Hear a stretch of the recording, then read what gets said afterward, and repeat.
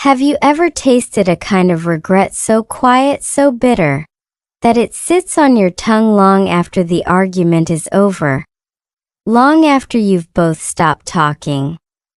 This video is the journey into that flavor. The words we didn't say, the warmth we forgot to give, the silence that grew too loud, and the unexpected way love can still soften when you finally dare to look back. Yesterday's bitter sip. Imagine standing in your kitchen early in the morning, holding a warm cup of coffee, but the taste on your tongue isn't coffee at all. It's the aftertaste of last night's silence. A silence so thick, so strangely physical you could almost chew on it.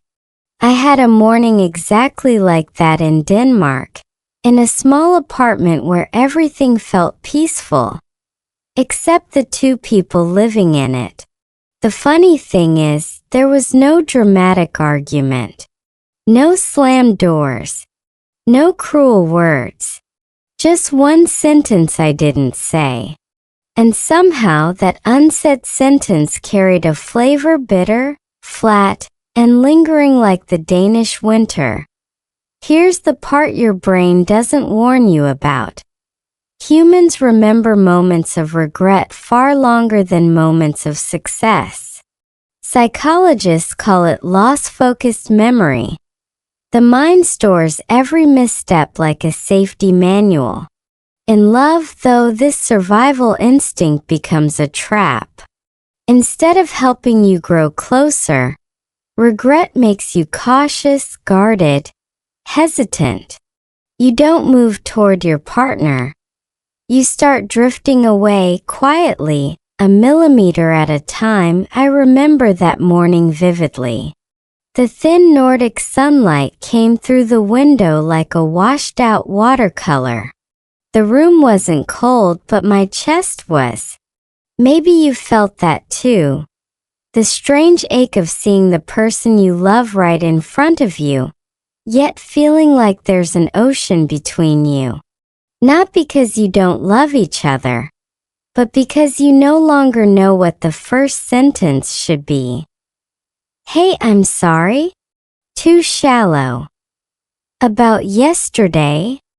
Too heavy, so you drink your coffee, pretend everything is fine, and swallow the silence like medicine that doesn't work.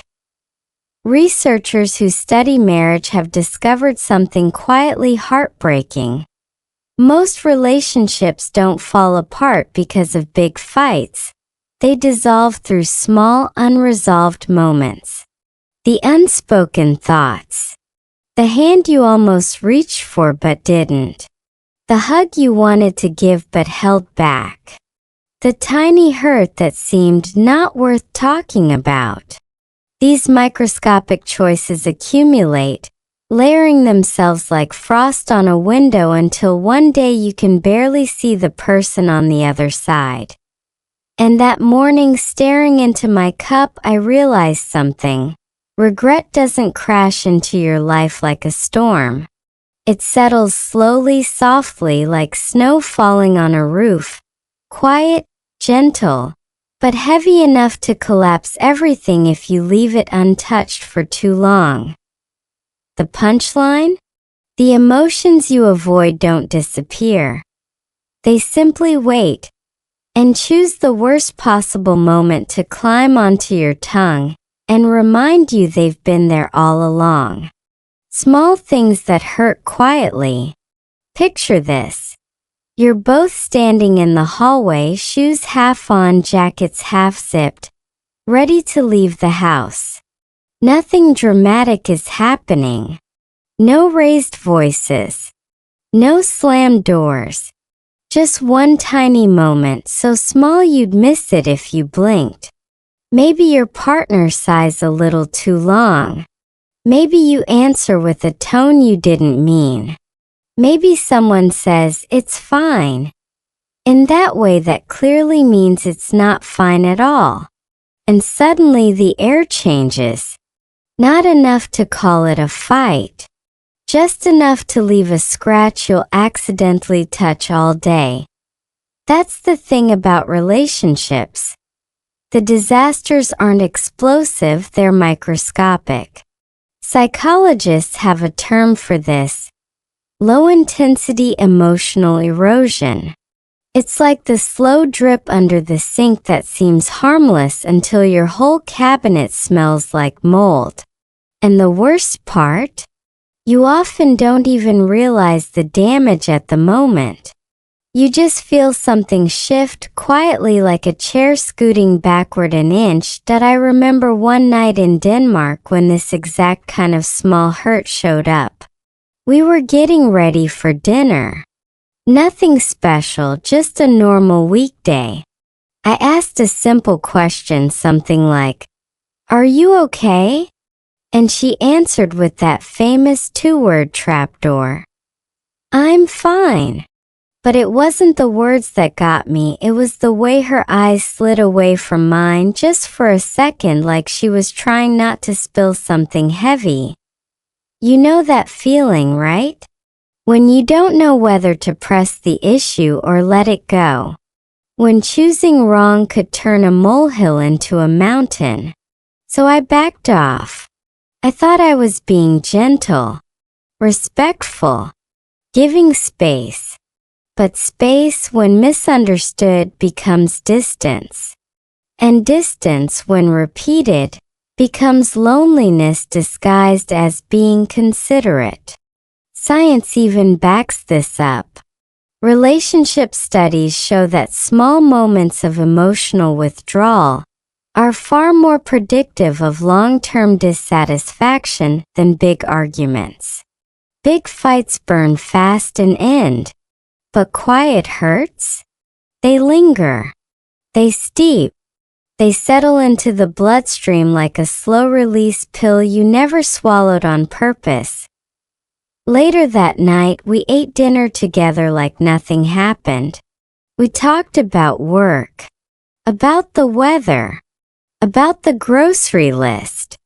Everything looked normal from the outside. But inside, that tiny scratch kept stinging. And scratches don't heal when you pretend they're not there. They just get bumped into over and over until they turn into bruises you don't remember receiving. Here's the uncomfortable truth. Love rarely breaks in a dramatic crash. It fades in silence, in sighs, in almost not their moments. And the punchline? It's always the things that seem too small to fix that grow big enough to hurt. Why regret sticks to love? There's a strange thing your brain does in relationships, and it's almost funny if it didn't hurt so much. It treats regret like glue. Real, industrial strength emotional superglue. You can forget birthdays, movie nights, even whole conversations. But the one moment you wish you handled differently? Your brain files that under permanent storage, right next to childhood embarrassments and your worst haircut. Scientists call this emotional salience bias. Translation: your brain is basically a drama queen. It highlights negative moments with fluorescent markers because it believes remembering pain will help you avoid danger later. Useful for survival. Terrible for marriage. Regret sticks to love because love is the one place where your brain feels everything at maximum volume. You don't regret things with strangers. You regret them with the person who shares your bed, your food, your future. That's why even the smallest wound in a relationship feels bigger than it should. When you love someone, their disappointment echoes. I learned this in Denmark during a season where everything looked perfect from the outside. Beautiful streets, quiet mornings, soft Scandinavian sunlight. But inside our home, regret had started to settle. Like dust on shelves you never clean because you swear you'll get to it soon. We weren't fighting. We weren't hurting each other on purpose. We were simply accumulating tiny, I should have said, and I shouldn't have said, moments that stacked on top of each other like unread messages in your inbox. One night, lying in bed, I felt that familiar sting. Something I said earlier that came out wrong, or something I didn't say at all. And suddenly it was replaying in my head in slow motion. You know that replay, right? That very annoying mental movie where you become both the director and the villain. Why did I say that? Why didn't I just explain? Why did I walk away instead of hugging her? Here's the wild part. Regret actually activates the same regions of the brain involved in physical pain. That's why your chest tightens, why your stomach sinks, why your breath feels heavier. It's not metaphorical. Your brain genuinely thinks something is wrong with your body. Love hurts not because love is painful, but because the brain treats emotional wounds as real injuries. But here's the twist. Regret only sticks because you care. If you didn't love the person, the memory would fade like a boring movie. But you do love them. And that means every misstep feels meaningful. The irony? Your brain is trying to protect the relationship by making you feel terrible. The punchline? Your nervous system is basically standing in the corner, waving its arms dramatically, yelling, "Never do that again," when all you wanted to do was say, "I'm sorry" a little earlier. A winter argument in Denmark. There's a special kind of cold in Denmark. A quiet, almost polite cold that doesn't attack you all at once. It just slips under your coat, settles on your skin and waits. And the funny thing is, arguments in a relationship can feel exactly the same. Not loud, not explosive, just a slow creeping chill that eventually finds its way into the places you believed were warmest. It happened on a winter evening. The kind where the sky turns dark before you're ready, and the world outside looks like it has been dipped in silver. We were walking back from the grocery store, arms full of simple things, bread, fruit, a carton of milk, when something tiny went wrong. A misunderstanding. Comments said too quickly. Nothing you'd put in a movie. Nothing dramatic enough to be memorable. But there, in the middle of the quiet Danish street, the cold started to slip between us. You know those arguments where no one raises their voice but somehow everything feels louder? The kind where every step feels like proof you're drifting further apart? That was us. I remember the sound of our footsteps on the frozen pavement, hers slightly faster, mine slightly slower. As if our bodies were arguing. What's fascinating is that scientists say cold weather can actually intensify emotional conflict. The brain interprets physical cold as a threat, making you more defensive, less forgiving, more likely to misinterpret neutral behavior as negative. Basically, winter turns your nervous system into a suspicious roommate. So there we were, two people who loved each other walking in the same direction but not really together. She looked ahead. I looked at the ground. And between us floated all the unsaid things we were too tired or too scared to say. Not big things. Just the soft, fragile truths that require warmth to survive. When we reached the apartment, the silence followed us inside, hanging over the room like fog. It wasn't anger. It wasn't resentment. It was disappointment wearing a heavy coat. The kind that doesn't shout, it sighs. The kind that doesn't demand attention. It quietly rearranges your heartbeat. Here's the strange part. The argument wasn't even about the real issue. It never is.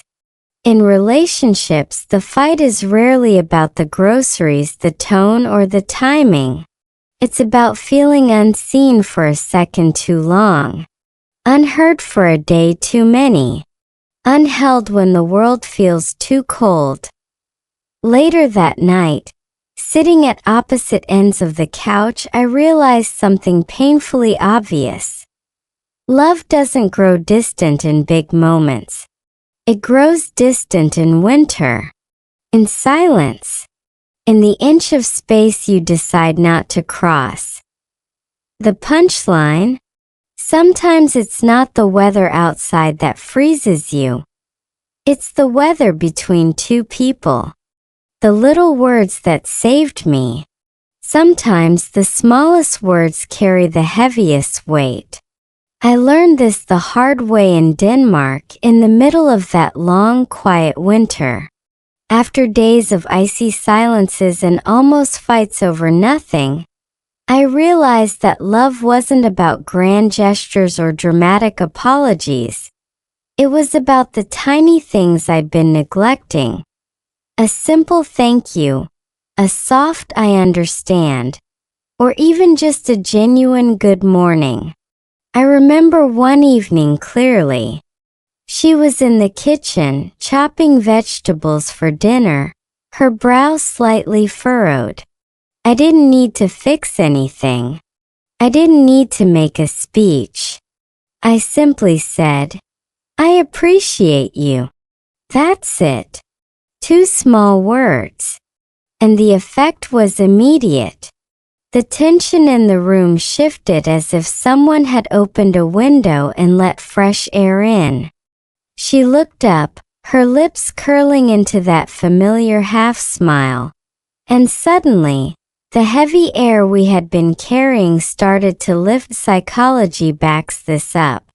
Research in emotional intelligence shows that microaffirmations, tiny, positive acknowledgments, have a disproportionately large impact on relational health. A brief, sincere recognition can lower stress hormones, increase oxytocin, and actually help the brain rewire negative patterns. In other words, small words don't just feel nice. They literally help people reconnect. It's funny how easily we forget that. We wait for the perfect moment, the perfect sentence, or the perfect dramatic gesture, when what really heals relationships is often tiny, consistent, and almost invisible.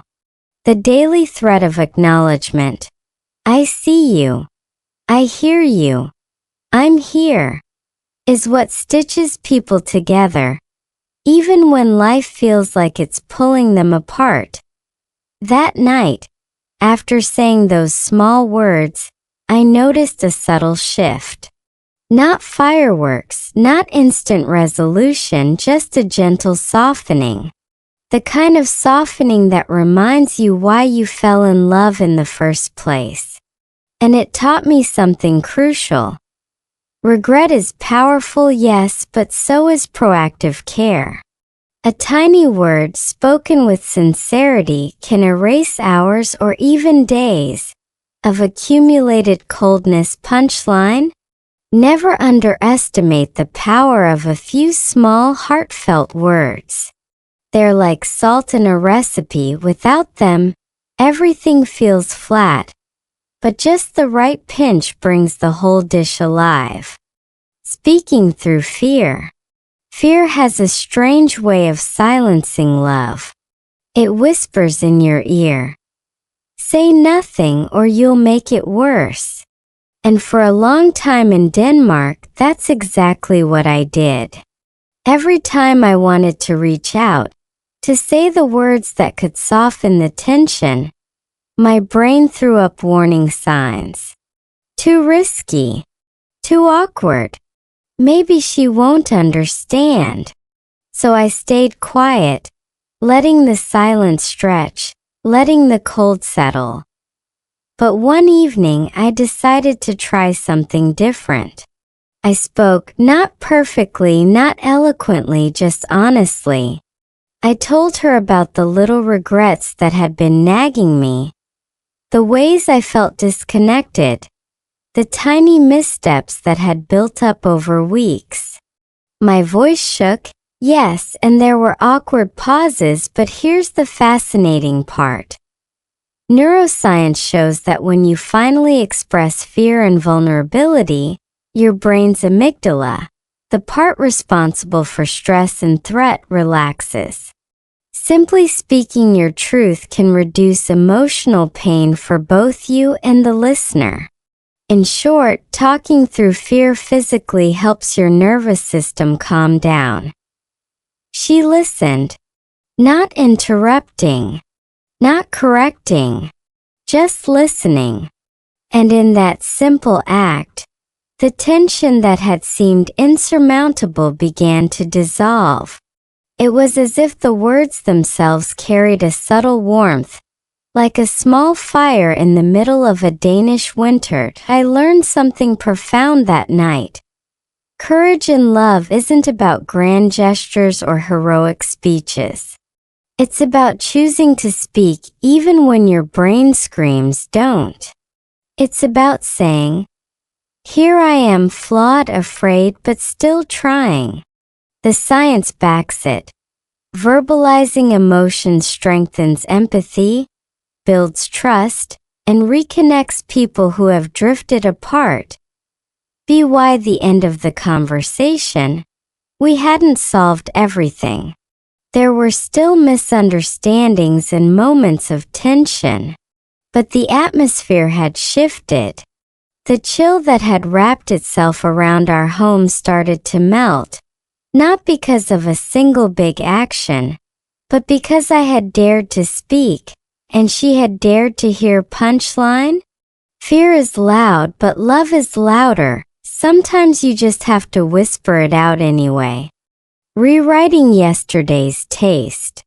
There's a strange power in hindsight. When you look back at regret, it can feel heavy, bitter, impossible to swallow. But in Denmark, I discovered that same regret could be rewritten, like editing a sentence you once thought was permanent. The taste of yesterday doesn't have to linger forever. It can become the seasoning that makes today richer, warmer, more alive. After that evening of speaking through fear, I started noticing the tiny ways to shift the atmosphere in our home. I left short notes with a thank you on the kitchen counter. I made coffee in the morning just the way she liked it, and placed it where she would see it first. I said, I love you, even when it felt unnecessary, because sometimes the obvious needs repeating.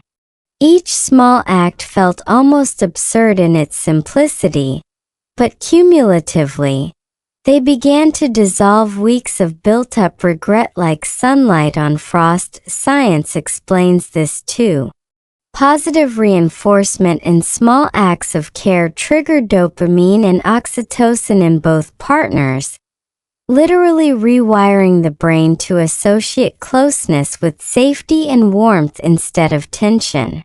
The key is consistency. It's not one grand gesture. It's the everyday micro-actions that gradually overwrite the bitter taste of past mistakes. One evening, as we sat on the couch with tea, I realized how far we had come.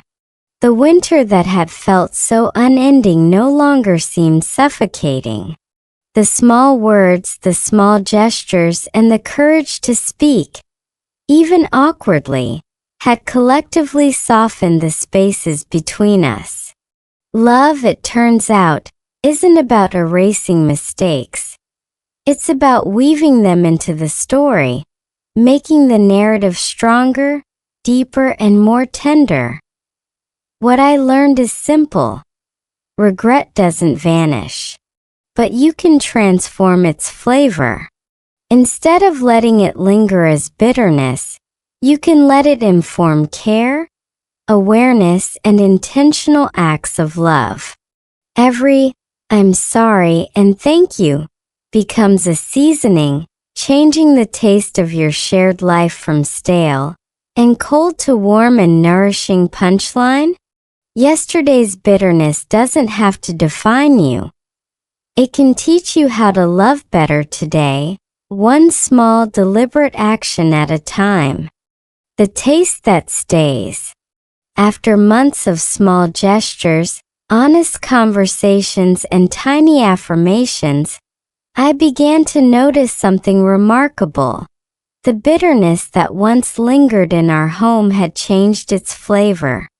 It didn't vanish completely. Regret, after all, never fully disappears. But it softened, became something like a gentle reminder rather than a painful memory. That's the taste that stays. It's not poison. It's a guide, a teacher, a signal that love requires attention, courage, and care every single day. I remember sitting by the window one morning, the soft Danish sunlight spilling across the living room, and realizing how different it felt to look at her.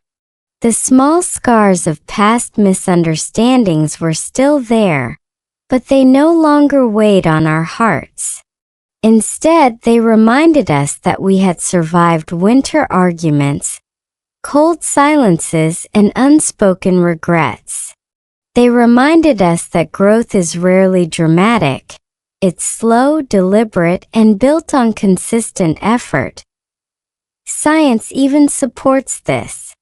Studies in marital psychology show that couples who reflect on past conflicts with the intent to understand and improve, rather than blame, experience stronger emotional bonds and increased relationship satisfaction.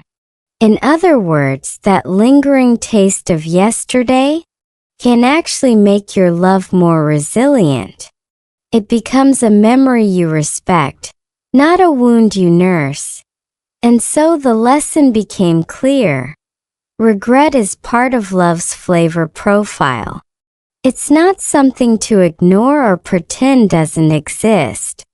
Instead, it's a signal, a spice, a subtle ingredient that tells you where care is needed, where empathy should be shown, and where courage must be spoken aloud. When you embrace that taste, you not only heal the relationship, you also learn to love in a deeper, wiser way. The punchline: the flavor of past mistakes lingers not to punish you, but to remind you how to nurture what really matters. Love, like any complex taste, is richer when you honor all its layers, the sweet, the bitter, and the lessons in between.